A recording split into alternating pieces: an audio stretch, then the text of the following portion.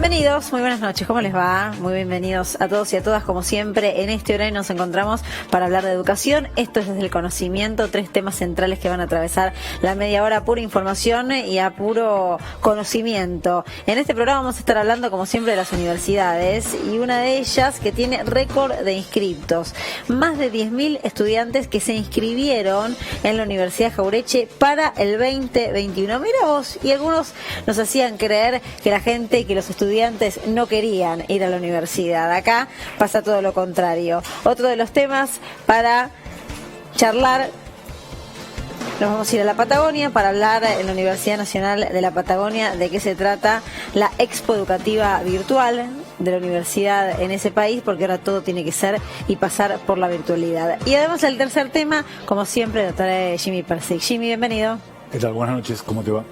¿Cuál es el tema central? Vamos a hoy presentar algunas cifras para discutir si a la Argentina le faltan o le sobran universidades, ¿no? Acordate, había un presidente que dijo, ¿qué es eso de universidades por todos lados? Bueno, vamos a contar si hay universidades por todos lados o a la Argentina le faltan universidades.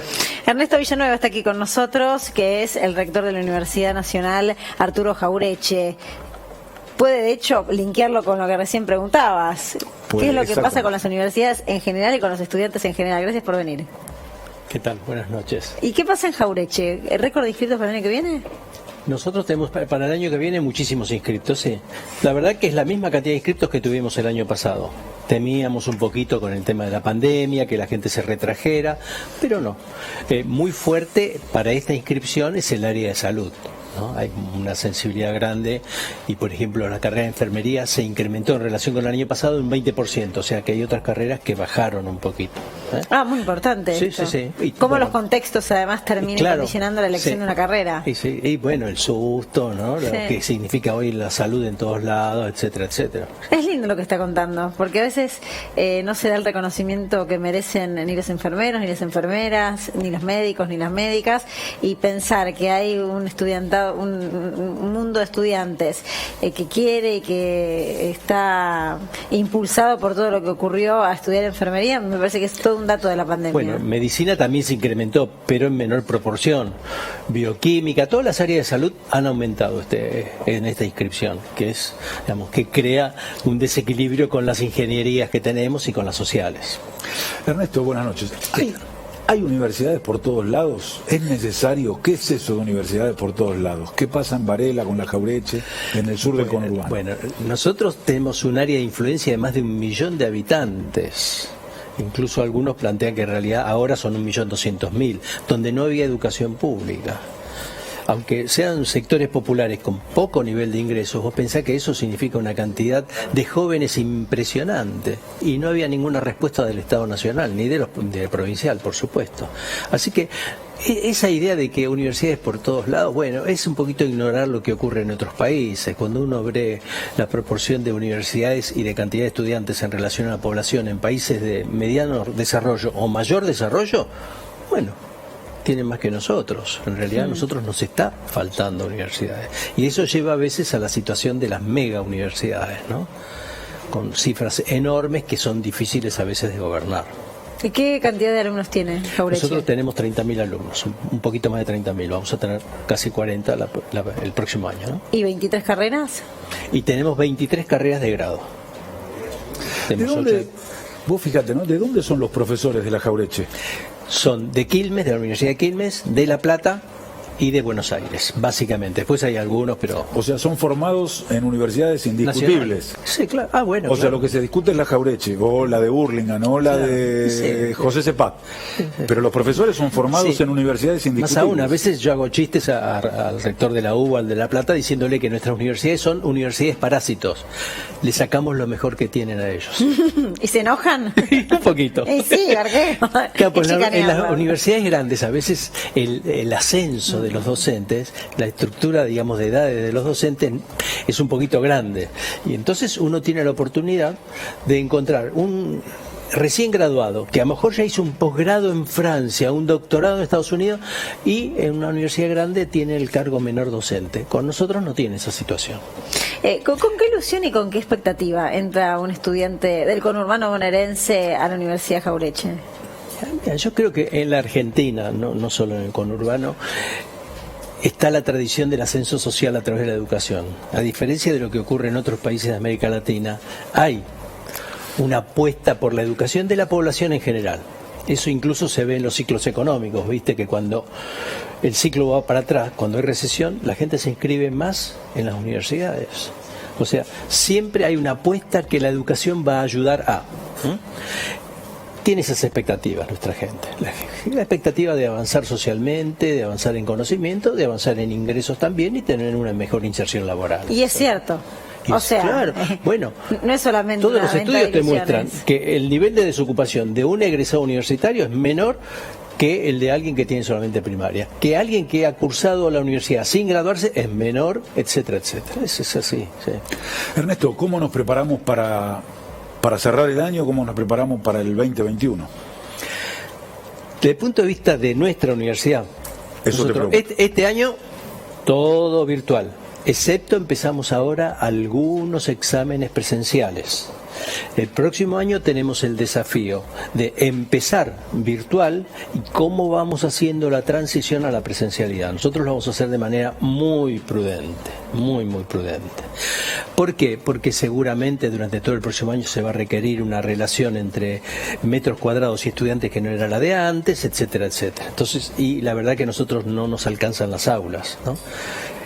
Para principio de este año habíamos alquilado unas 30 aulas de afuera, porque en nuestra universidad no se podía. Así que el tema va a ser virtualidad, con cierta combinación con presencialidad, y tenemos el gran signo de interrogación que queremos resolver con las prácticas, sobre todo en el área de salud. Porque muchas de esas prácticas dependen de nosotros, pero muchas otras dependen de los centros de salud de la zona. Y hoy, hay que decirlo, los hospitales y los centros de salud dicen no, pandemia. ¿Y cómo hicieron con los que están cursando ahora esas materias? Hemos suspendido las prácticas. Nosotros dictamos en virtualidad el 94% de las materias, nada más. El 6% restante era pura práctica. Eso no lo hemos podido hacer, lo tenemos atrasado. Y si se nos va atrasando a lo largo del tiempo, después va a ser una bola de nieve impresionante. Lo tenemos que resolver. ¿Y costó más o menos de lo que se imaginaban pasar a la virtualidad? Bueno, nunca nadie se imaginó, pero una vez que empezaron y que Mira, se supo yo que era esto iba a muy continuar. pesimista y la verdad que la deserción fue igual que otros años. Fue un esfuerzo enorme de los docentes, Sí. enorme. Yo creo que menor de los jóvenes, de los estudiantes, pues están muy acostumbrados al celular. El esfuerzo fue en todo caso de pasar de divertirse con el celular a las clases. En el caso de los docentes, aquellos que tienen ya un poquito más de 40 años, fue como empezar de nuevo, como si fuera el primer día de clase.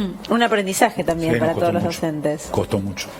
Costó muchísimo. ¿Vos aprendiste mucho, Jimmy? A mí me también? costó muchísimo. Dar clase virtual me costó horrores. Pero lo sorteaste y lo pudiste hacer. Sí, teníamos, tenés gente que te ayuda, colaboradores, no docentes, pero lo que dice Ernesto es un esfuerzo muy importante. Es como empezar de cero. Claro. ¿Viste? Sí. Como el primer día de clase que uno no sabe cómo dar la clase, si el estudiante cómo va a reaccionar, es así. Ustedes tuvieron un trabajo muy importante de articulación con el sistema de salud, con voluntariado. ¿Por qué Sí. no contás eso? Bueno, Ernesto? cuando comenzaba toda la cuestión de la pandemia, abrimos un voluntariado. Y se nos inscribió un vagón de gente, esa es la verdad. Casi el 10% de nuestros estudiantes. Se inscribieron 3.000 estudiantes. ¿Para hacer voluntariados en qué? En tema de salud en general, casi todos son de salud.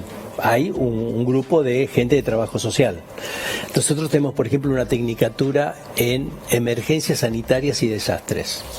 Que entre paréntesis, los otros días hemos hecho un congreso que quería ser nacional y se nos inscribieron 2.500 personas de España, toda América Latina, uno de Islandia.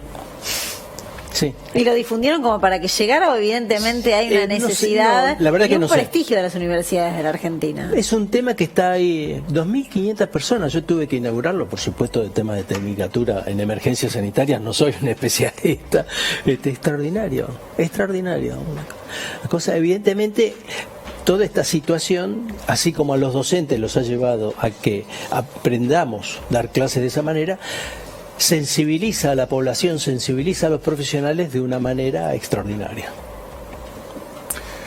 Ernesto, virtualidad, presencialidad. Vos dijiste de a poco ¿qué viene después entonces? Nosotros teníamos pura presencialidad, este año pura virtualidad, el año que viene, bueno, ¿qué viene para la Universidad Pública Argentina? Sí, yo creo que tiene que ser predominante presencial y seguramente se va a combinar con formas de virtualidad, seguramente.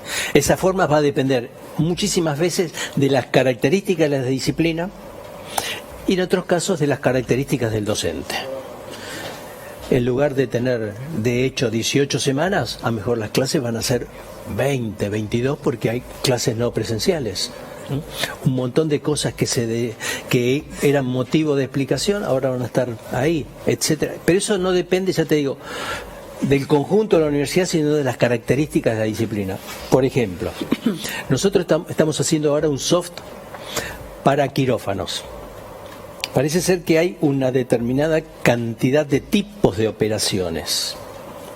Todo eso lo vamos a poner en un soft, que vamos a tardar 1 año y medio en hacerlo. Eso va a facilitar muchísimo las clases presenciales.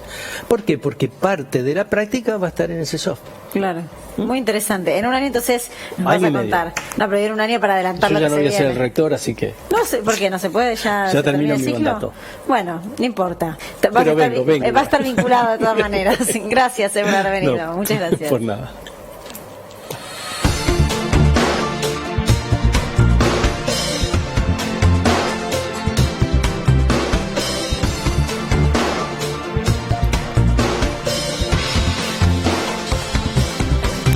Más información, más noticias relacionadas con las universidades. Proyecto de salud, que recién algo estábamos charlando de Jaureche, también en la Universidad de Moreno.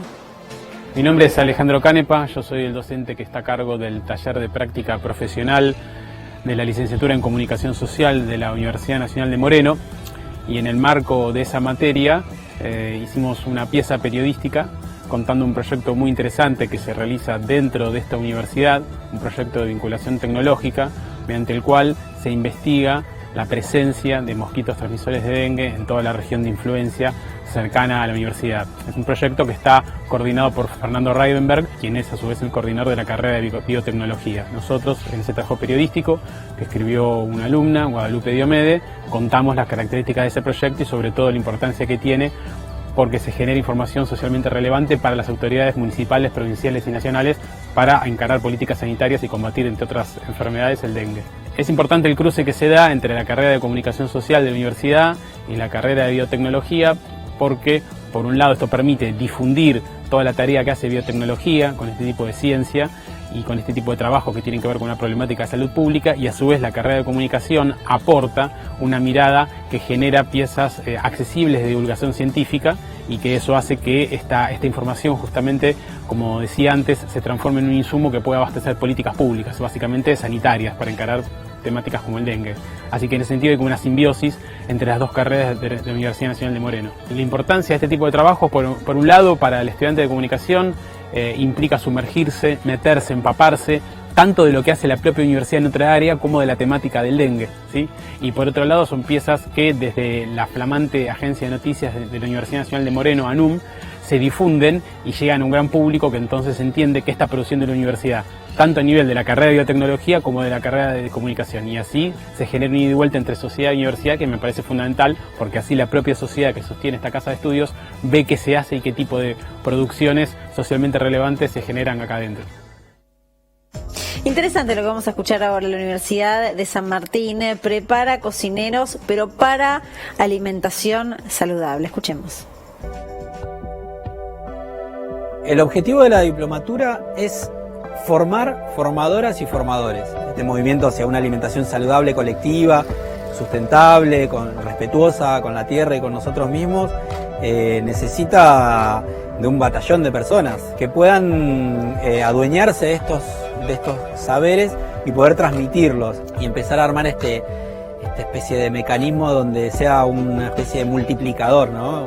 Que sea ojalá exponencial. En la diplomatura tratamos de transmitir conocimientos lineados en 3 o 4 ejes. Uno es la seguridad o higiene de los alimentos y de los establecimientos y de las personas. El otro eje es el eje de la nutrición, que tiene que ser equilibrado, armónico, suficiente el alimento. Tratar de pensar de de qué manera elaboramos un menú, el aspecto económico, cómo afecta a nuestra elección de los alimentos en la economía, en nuestra microeconomía, en la economía global.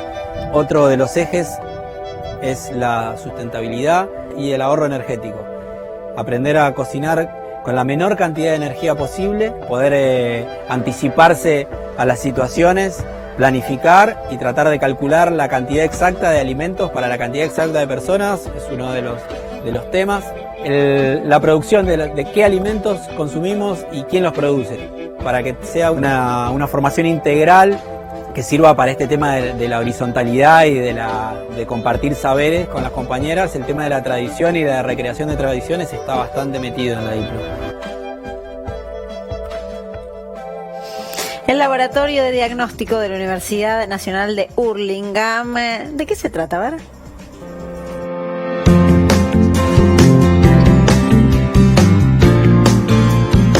Apenas salió esta posibilidad, yo estaba feliz de poder venir a colaborar, de poner mi parte para ayudar en este contexto. A mí me pasó siempre que quise trabajar en un lugar donde hubiera este olor a laboratorio o a hospital. Y cuando entré por primera vez y sentí por primera vez el olor al laboratorio, me sentí una felicidad de estar trabajando donde yo quería trabajar, donde quise trabajar toda la vida.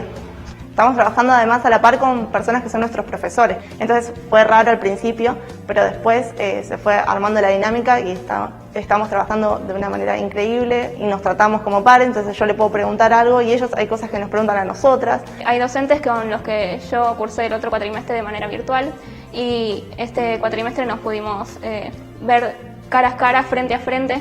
Mis compañeros están re contentos y re orgullosos de que yo pueda avanzar y pueda estar trabajando en este laboratorio. Para mí fue un gran crecimiento profesional.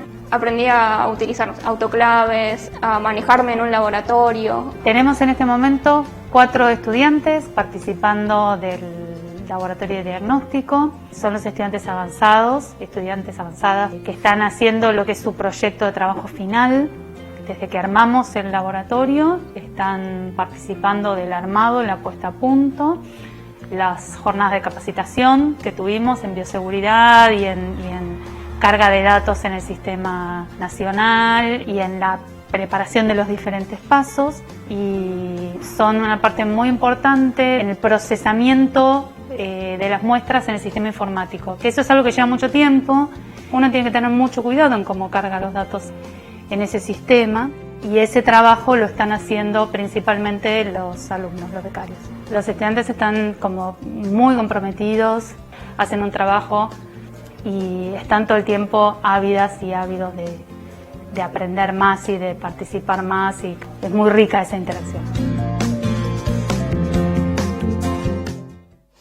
Y para ampliar la información, Jimmy Persic, ¿de qué se trata? Bueno, no, es un orgullo para nosotros. Es el laboratorio, uno de los laboratorios de la universidad, se transformó en un laboratorio de diagnóstico.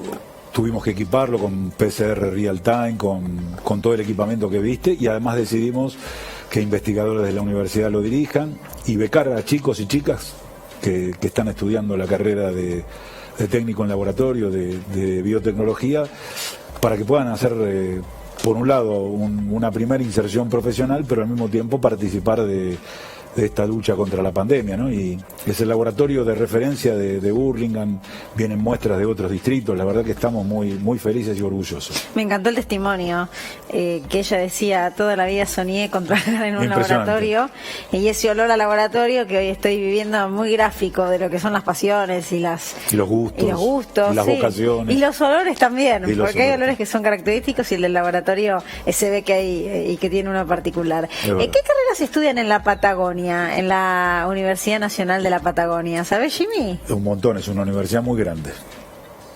¿Cómo cuáles, por ejemplo? Y se estudian informática, cuestiones vinculadas al mar, cuestiones vinculadas a la energía. Es una universidad muy grande, muy importante, la Patagonia San Juan Bosco. Vamos a preguntarle entonces a Carlos de Marciani, que es el rector de la Universidad de la Patagonia, ¿cuántas carreras se dictan en esa universidad? Carlos, soy Luciana Rubinja, estoy con Jimmy Persic, ¿cómo te va? Hola Luciana, Jimmy, buenas noches. Gracias, un saludo a toda la audiencia.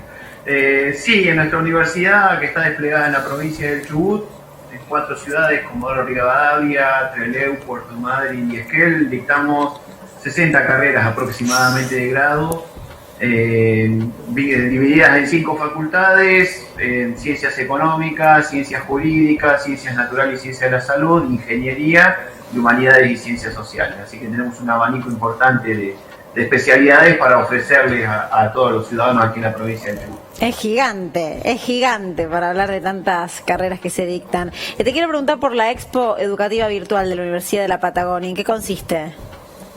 Sí, este año, bueno, como el contexto nos ha llevado a buscar nuevos mecanismos, nuevas metodologías de contactarnos con nuestros aspirantes a ingresar a la vida universitaria, algo que hacíamos habitualmente año a año de manera presencial, en los laboratorios, en los pasillos, en la biblioteca, los comedores. Bueno, toda esa experiencia y ese intercambio con quienes están viviendo su carrera universitaria lo trasladamos a un medio virtual, en una expo virtual, en Viví la Uni le dimos por llamar, donde bueno, cada uno de los interesados puede conocer la oferta académica que les comentaba en cada una de estas disciplinas, y diferentes aspectos relacionados con las incumbencias que tienen esas carreras, también contados por sus propios colegas, por sus compañeros o futuros compañeros universitarios, los docentes, y también un poco darle aspectos generales sobre la vida universitaria, los servicios que podemos ofrecerle en la institución,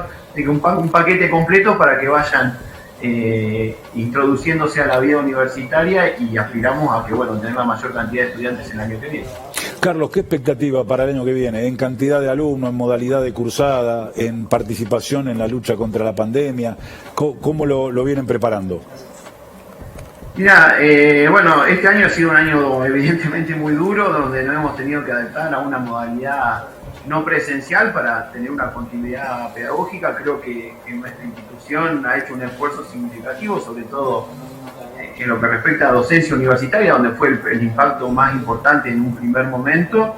Yo creo que luego de ese ajuste que se tuvo que hacer, adaptando las modalidades, viendo cuáles eran aquellas cuestiones en las cuales teníamos que incidir y fortalecer para garantizar el derecho a la educación de nuestros estudiantes, nos permitió ese esfuerzo en los primeros meses del año, después tener una acción un poco más importante en lo que respecta a la pandemia, contribuyendo en la elaboración de elementos de protección personal, de alcohol en gel, todo lo que tiene que ver con involucrar a nuestros estudiantes en el plan Detectar, ahora recientemente durante los meses de septiembre y octubre, que fue el momento más crítico para la provincia del Chubut en cuanto a la pandemia, el sistema de seguimiento de información para los casos que se van dando en cada una de las ciudades.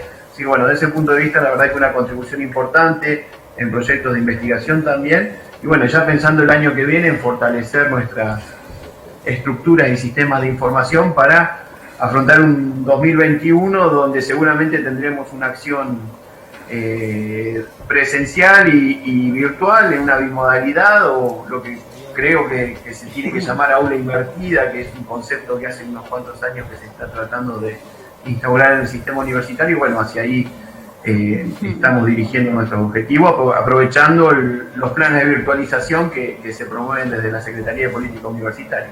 Carlos, un placer escucharte, muchas gracias. Que siga creciendo esa universidad. Un beso grande. Hacemos una pausa. Después, a la brevedad, Jimmy Persic te va a hablar, y me parece que esto es muy interesante, del sistema educativo universitario en América Latina. Todo lo que tenés que conocer en instantes. Esto es del conocimiento, ya venimos.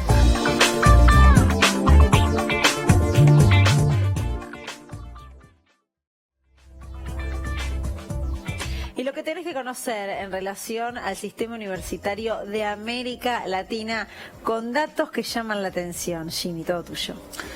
Mirá, se hablaba mucho de si faltan universidades, sobran universidades en Argentina.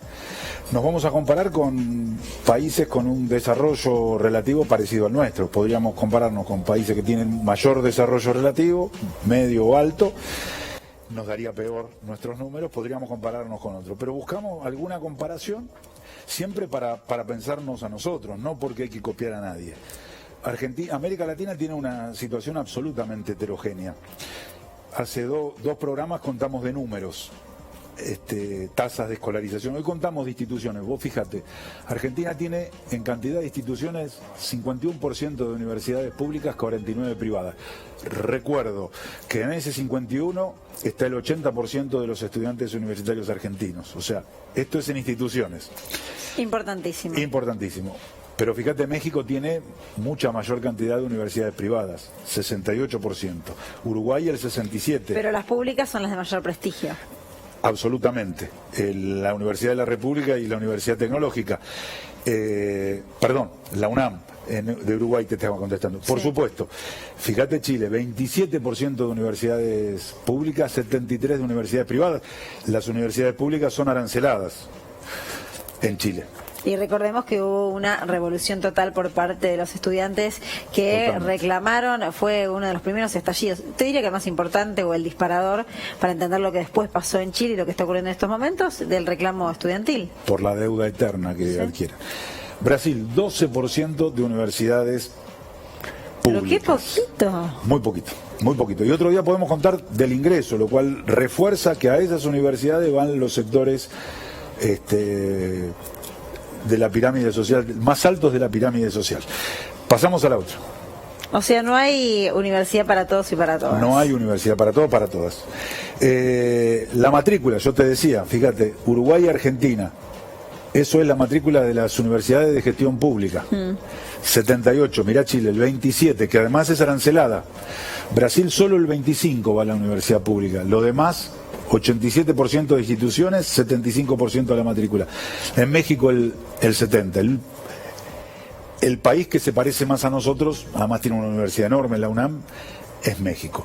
Pero para llegar a la última, que es la que queremos pasar, fíjate, a esas universidades que decíamos que son relaciones, proporción de una y otra, proporción de estudiantes a una y otra, en Argentina hay una universidad cada 300.000 habitantes. ¿Sobran o faltan? Bueno, perdón, ¿públicas o en general? En general. Hay universidades, una cada 300.000 habitantes. Fíjate que en Brasil hay una universidad cada 85.000 habitantes. O sea, hay más universidades.